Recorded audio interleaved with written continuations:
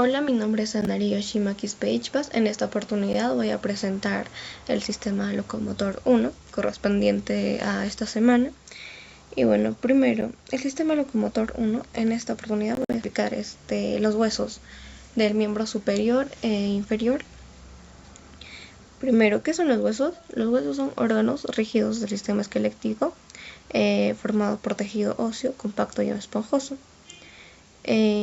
Obviamente, como funciones principales tiene el soporte, la protección, el movimiento, la producción de células sanguíneas, la médula ósea, la hematopoiesis, y también el almacenamiento de minerales como el calcio y el fósforo.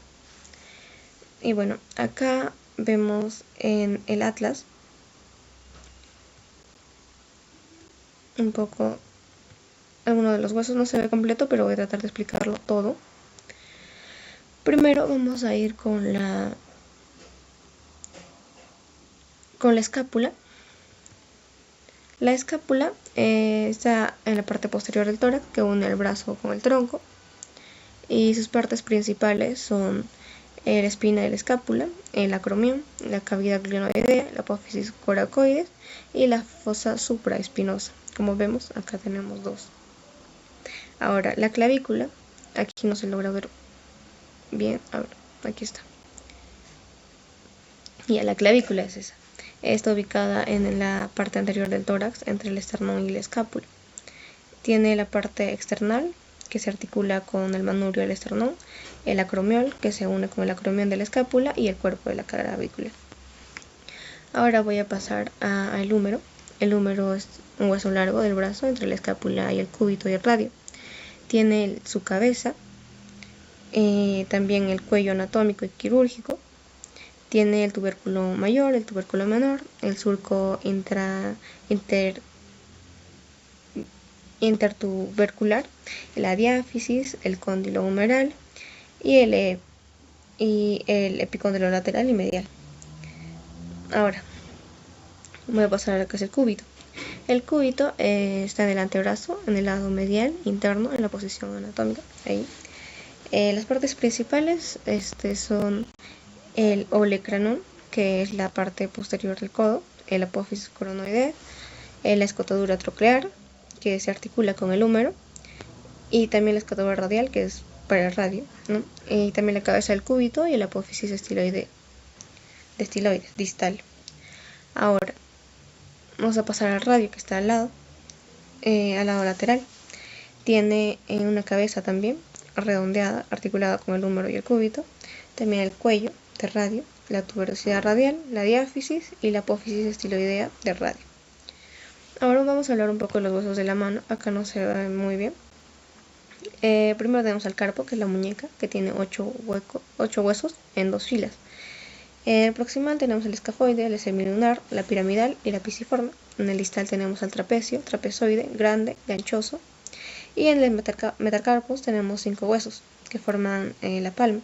Las falanges también, donde están los 14 huesos, 2 en el pulgar y 3 en cada uno de los dedos restantes. Ahora vamos a pasar al coxis, al hueso coxal. Como vemos, está en la porción terminal de la columna vertebral. Tiene 4 vértebras fusionadas, carece de movilidad, eso sí. Se conecta con el sacro y sirve como inserción del músculo y el suelo pélvico. Me olvidaba mencionar las costillas. En ahí existen 7 verdaderas, del 8 al 10 son falsas y del 11 al 12 son flotantes. Y bueno, tienen la cabeza, el cuello y el tubérculo y el cuerpo. Ahora vamos a pasar a la parte inferior. Ahí vamos a encontrar al fémur, que es el hueso más grande. Es el más fuerte. Tiene como partes principales la cabeza femoral, el cuello femoral, el trocante mayor, el trocante menor, el cuerpo o diáfisis y los cóndilos medial y lateral. Por acá abajo también vamos a encontrar la tibia y al peroné. Pero bueno, voy a explicar un poquito la tibia porque acá no se logra mover muy bien. Bueno, la tibia está ubicada en la pierna en el lado medial interno. Sus partes principales son los cóndilos tibiales, la tuberosidad tibial, la cresta anterior y el malleolo medial. Y bueno, como huesos en el pie, tenemos en el tarso 7 huesos, que incluye el calcáneo, el astrágalo, el escafoides, el cuboides y 3 cuneiformes. En los metatarsos tenemos 5 huesos largos. En los falanges 14 huesos, igual que en la mano 2 en el dedo gordo y 3 en los demás. Y bueno, ahora voy a explicar un poquito más del calcio en el cuerpo. Y bueno, una persona tiene un aproximado de... Como sabemos, el calcio es muy importante para los huesos. Así que una persona normal consume 1000 miligramos de calcio en un día. Es un aproximado. En su cuerpo tiene un 40% de proteína y un 60% de fosfato. Y bueno, ¿cómo se da la absorción de calcio? Todo ocurre en el intestino delgado, en el duodeno y en el yeyuno para ser exactos, y la vitamina D activa el calcitriol, que ayuda a absorber el calcio en el intestino delgado. Absorbe un aproximado de 350 miligramos y los otros 650 miligramos se pierde, es un aproximado en el intestino grueso. Una vez absorbida se libera en la sangre. Ahora, ¿cómo pasa al hueso? Pasa por la calcitonina, que es liberada por la glándula tiroides.